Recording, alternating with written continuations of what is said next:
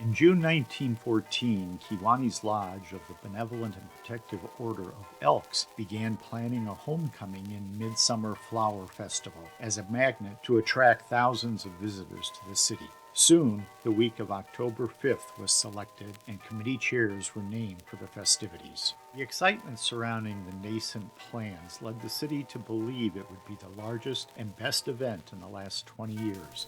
One merchant opined that a properly run festival would be worth 5 times as much to the city as a 4th of July celebration. Funding was sought and secured. In addition to more traditional advertising, 30,000 postcards were prepared to be sent across the nation, encouraging attendance from near and far. A Chicago expert decorator and float builder was brought to the city to assist anyone needing help with their decorating work. By the time the festivities were ready to start, 3 miles of decorations had been put up. Thousands of yards of Elks coloring, purple and white, were hung conspicuously around the city, and extra lighting was installed along Tremont Street. The Chicago Artificial Flower Company was brought in to plan and execute the use of 100,000 feet of purple and white festooning. Chris Taylor, manager of the Dreamland Theater, arranged for a cameraman from Chicago to create moving pictures to later be presented at his venue.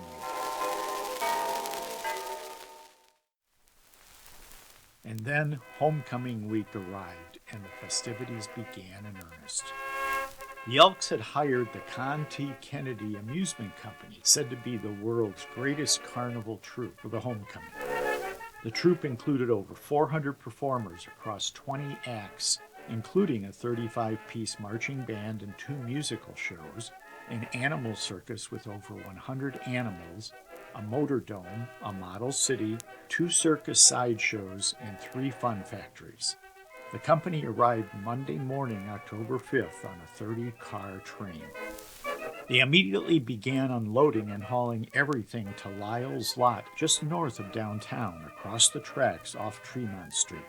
There was a steam calliope, a giant Ferris wheel, a $10,000 carousel, the company's own power plant for operating equipment and lighting the carnival ground. On Monday evening, then 15-year-old Miss Lenora Cummings of Galva was chosen as Queen of the Homecoming at an event held at the carnival grounds. Then on Tuesday, the great Colonel Ringbum Circus formed at the carnival grounds on North Tremont Street at 11 a.m. The parade headed south to 3rd, then east to Main, south on Main to 2nd, west on 2nd to Chestnut, south on Chestnut to 1st, east on 1st to Tremont, and then north on Tremont back to the carnival grounds. The circus was comprised of members of Kiwani's Elk Lodge dressed as every conceivable character imaginable, to burlesque the affair in such a manner that there will be no end to the comments.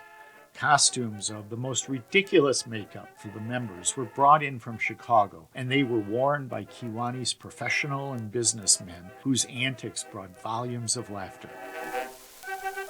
After the parade, Con T. Kennedy's band traveled by rail to Galva to serenade Miss Cummings in her hometown. She was coronated Tuesday evening by Mayor B.F. Baker at the carnival grounds, followed by a large ball at Assembly Hall on West 2nd Street. On Wednesday, the Merchants and Manufacturers Parade began at 11 a.m. Herman E. Heiss led the parade. It started at East Park and headed west to Tremont, and then followed the previous day's route. There were floats by all the major merchants and manufacturers in Kiwani.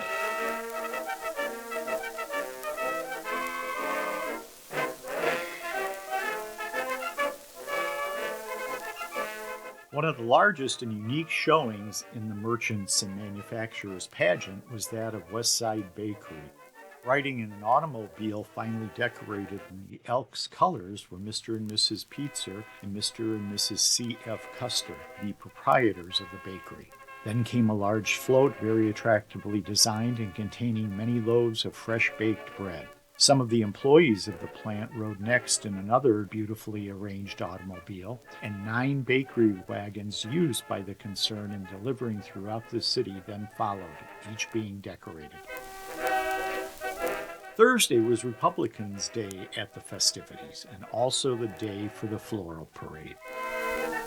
The parade began at St. Francis Hospital, where the Kennedy Band gave a short concert for the patients as the pageant formed shortly before 11 a.m. The parade then left east on Prospect to Chestnut, north on Chestnut to 2nd, east on 2nd to Main, north on Main to 3rd, west on 3rd to Tremont, south on Tremont to Prospect, and then a counter-march back to the business district. Once again, Herman E. Heiss led the parade.